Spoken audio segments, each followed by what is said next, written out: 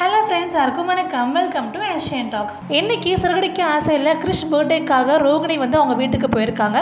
அந்த சமயம் பார்த்து மீனாவும் முத்துவும் அந்த வீட்டுக்கே போகிறாங்க. இதை பார்த்தோன்னா ரோகிணி மிரண்டு நிற்கிறாங்க. சரி வாங்க, இன்றைக்கி என்ன நடந்துச்சுன்னு பார்த்துடலாம். மீனாக்காக முத்து எப்படி சாரீ வாங்கிட்டு வந்தாரோ அதே மாதிரி கிறிஷ் குட்டிக்கும் ட்ரெஸ் வாங்கிட்டு வந்திருக்காரு. அந்த கடையில் குட்டி பசங்க ட்ரெஸ் எல்லாம் இருந்துச்சான். அதை பார்த்தோன்னே கிறிஷ் ஞாபகம் வந்துருச்சான். இதை கிட்ட மீனாக்கு பயங்கர ஹாப்பி. இப்போ எப்படி போய் நம்ம பார்க்குறது அப்படின்னு சொல்லிட்டு மீனா கேட்குறாங்க. நம்ம போகிறப்ப கொடுத்துக்கலாம் அப்படின்ற மாதிரி முத்துவும் சொல்லிடுறாரு. நம்ம ஸ்ருதி அம்மா என்ன பண்ணுறாங்கன்னா ஸ்ட்ரெயிட்டாக ரவி ஹோட்டலுக்கு போகிறாங்க. அங்கே போயிடுறதுக்கு அப்புறமேட்டுக்கு திடீர்னு பிளாங்க் செக் எடுத்து கொடுக்குறாங்க. என்ன மாப்பிள்ளை நீங்கள் குழந்தை பத்துக்கிறத தள்ளி போட்டிருக்கிறதா ஸ்ருதி சொல்கிறா. ரெஸ்டாரண்ட் ஓப்பன் பண்ணதுக்கு அப்புறமேட்டு குழந்தை பெற்றுக்க போகிறீங்களாமே, ஏன் இப்படி பண்ணுறீங்க?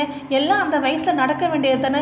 எங்ககிட்ட சொன்னால் நாங்கள் ஹெல்ப் பண்ண மாட்டோமா அப்படின்ற மாதிரி ஸ்ருதி அம்மா கேட்குறாங்க. அதுக்கு ரவி சொல்கிறாரு, எதுக்கு இப்போ பிளாங்க் செக்லாம் கொடுக்குறீங்க? நானே லோன் அரேஞ்ச் பண்ணிட்டு தான் இருக்கேன், நான் பார்த்துக்கிறேன் அப்படின்ற மாதிரி ரவி சொல்கிறாரு. ஆனால் ஸ்ருதி அம்மா கேட்குற மாதிரியே இல்லை. எங்களுக்கு இருக்கிறது ஒரே ஒரு பொண்ணு, நீங்களும் எங்கள் பையன் மாதிரி தான், தயவு பண்ணி வேறு ஆளும் நினைக்காம இதை அக்செப்ட் பண்ணிக்கோங்கன்னு சொல்லிட்டு அவங்க பாட்டு கிளம்பி போயிடுறாங்க. ரவிக்கு கோவம் வந்துருச்சு. ரவி என்ன பண்ணுறாருன்னா ஸ்ருதி வேலை பார்க்குற இடத்துக்கு போயிடுறாரு. அங்கே போய் ஃபோன் பண்ணுறாரு. ஸ்ருதி எடுக்கவே இல்லை. ஏன்னா ஸ்ருதி ரெக்கார்டிங்கில் இருக்காங்க. ஸ்ட்ரெயிட்டாக உள்ளேயே கோவமாக போயிடுறாரு. ஸ்ருதி அம்மா கொடுத்த பிளாங்க் செக்கை கோவமாக வீசிட்டு வந்துடுறாரு. ஸ்ருதி என்ன இப்படி பண்ணிட்டு போகிறான் எவன் சொல்லிட்டு அந்த செக் எடுத்து பார்க்குறாங்க. இது அப்பாவோட செக் ஆச்சு அப்படின்னு சொல்லிட்டு வேகமாக அவங்களும் வெளில போய் என்ன ஆச்சுன்னு சொல்லி கேட்குறாங்க. அப்போ ரவி எல்லாத்தையுமே சொல்கிறாரு.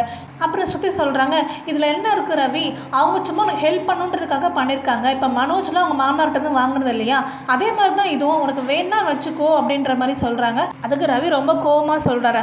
அவன் வாங்கினான்றதுக்காக நான் வாங்க முடியாது, நான் எப்பாட்டே காசு வாங்கக்கூடாதுன்னு நினைக்கிறேன், நான் லோன் அரேஞ்ச் பண்ணுறேன் இல்லையா, நானே பார்த்துப்பேன் அப்படின்ற மாதிரி ரவி சொல்கிறாரு. உனக்கு எத்தனை டைம் நான் சொல்கிறது ஸ்ருதி, தேவையில்லாமல் நம்ம விஷயம்லாம் உங்கள் வீட்டில் ஷேர் பண்ணாத அப்படின்னு சொல்லிட்டு. அதுக்கு ஸ்ருதி சொல்கிறாங்க, நேற்று உங்கள் குழந்தைய பற்றி கேள்வி கேட்டாங்க, அப்போ நான் எதார்த்தமாக நான் விஷயம் சொன்னேன் அப்படின்ற மாதிரி அவங்க சொல்கிறாங்க. அதுக்கப்புறம் ஸ்ருதிக்கும் ரொம்ப கோவம் வந்துடுது.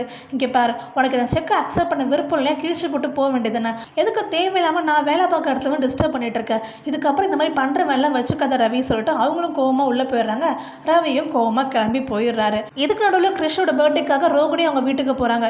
கிறிஷுக்கு பயங்கர ஹாப்பி. அவங்க அம்மா பார்த்தோன்னே புது ட்ரெஸ்லாம் அவங்க அம்மா கொடுக்குறாங்க, ஜாலியெல்லாம் போட்டுக்கிறான். அப்புறம் கேக்லாம் வந்துடுது, எல்லாருமே வந்துடுறாங்க. அப்போ கிறிஷ் கிட்ட என்ன சொல்கிறாங்கன்னா, அம்மா இன்னைக்கு நான் எல்லாட்டையுமே நீங்கள் தான் எங்கள் அண்ணா, என்னோட அம்மான்னு நான் சொல்ல போகிறேன் அப்படின்ற மாதிரி சொல்கிறாங்க.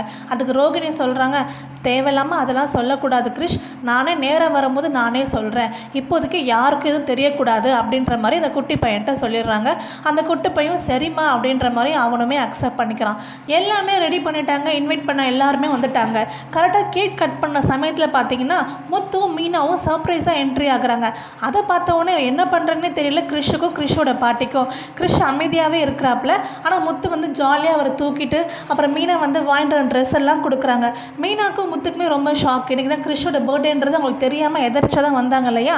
ஆனால் பர்த்டே தெரிஞ்சதும் ரொம்பவே சந்தோஷப்படுறாங்க. நம்ம ரோகிணிக்கு தான் என்ன பண்ணுறேன்னு தெரியல, ரொம்ப பயத்தில் ரூம்குள்ளே போய் பூந்துக்கிட்டாங்க. ஆனால் கிறிஷோட முகத்தில் சந்தோஷமே இல்லை.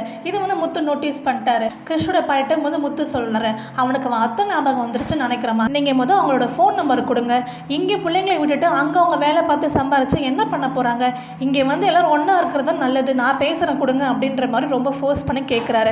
ஆனால் கிறிஷ் பாட்டி இல்லைப்பா அதெல்லாம் எதுவும் வேண்டாப்பா, அவளுக்கு இங்கே வரது பிடிக்காது அப்படின்ற மாதிரி சொல்கிறாங்க. அதுக்கப்புறம் முத்து மீனாவும் ரொம்ப ஃபோர்ஸ் பண்ணி கேட்கவும் கிறிஷோட பாட்டி உண்மையை சொல்லிடுறாங்க. என்ன சொல்கிறாங்கன்னா, ரோகிணி தான் அவங்க அம்மான்றதை சொல்லலை, ஆனால் அவங்க முன்னாடி ஒரு கல்யாணம் பண்ணி வச்சது, கிறிஷ் பிறந்தது, இது எல்லாத்தையுமே சொல்லிடுறாங்க. இதெல்லாம் கேட்டோடனே முத்துக்கும் மீனாக்கும் ரொம்பவே ஷாக் ஆகுது. கிறிஷ் ரொம்பவே டல்லாகவே உட்காந்துடுறான். நாளைக்கு என்ன நடக்க போகுதுன்னா, நம்ம ரோகிணி என்ன பண்ணுறாங்கன்னா, இதுக்கப்புறம் முத்தும் மீனாவும் இங்கே வரவே கூடாது, அந்த மாதிரி நீ பேசணும் அவங்கக்கிட்ட அப்படின்ற மாதிரி சொல்லி கிறிஷோட பாட்டிட்ட மிரட்டுறாங்க. இதுக்கப்புறம் நடக்க போது வெயிட் பண்ணி பார்ப்போம். உங்களுக்கு வீடியோ பிடிச்சிருந்துச்சுன்னா வீடியோக்கு லைக் பண்ணி நம்ம சேனல் சப்ஸ்கிரைப் பண்ணி சப்போர்ட் பண்ணுங்கள். தேங்க்யூ அண்ட் தேங்க்ஸ் ஃபார் வாட்சிங்.